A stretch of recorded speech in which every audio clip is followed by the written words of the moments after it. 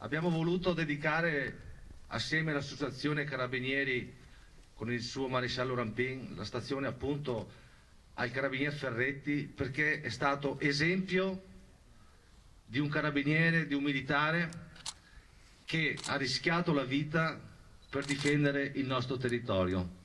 Le autorità, gli alunni delle scuole, la gente comune a Pederobba, la presenza commossa della nipote Alessandrina, l'intitolazione della caserma dei Carabinieri ad Antonio Ferretti, classe 1898, medaglia di bronzo al valor militare, che tra il 26 e il 28 ottobre del 1918 oltrepassò il ponte di barche sul Piave sotto i colpi delle mitragliatrici, mantenendo la posizione e consentendo così il passaggio delle truppe e il soccorso dei feriti.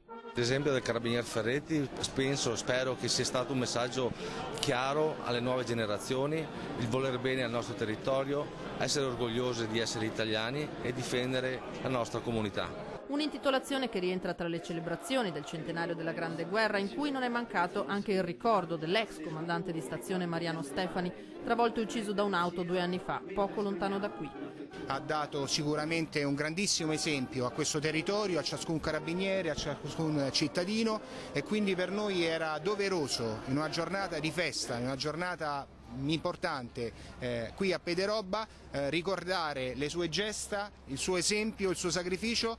Un'occasione per fare anche il punto sulla sicurezza. La stazione copre i territori di Pederobba e Cavaso del Tomba, che si considerano isole tutto sommato tranquille.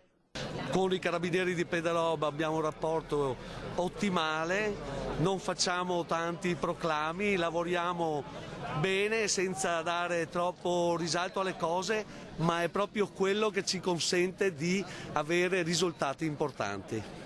Una celebrazione tenuta proprio nella settimana in cui al Veneto sono stati destinati oltre 200 nuovi carabinieri, 24 nella Marca. A rafforzare proprio le stazioni e le tenenze sul territorio, perché sono gli elementi fondamentali della sicurezza in Italia, del controllo e della sicurezza dei cittadini, per rinsaldare questo rapporto di fiducia che dura da oltre 200 anni.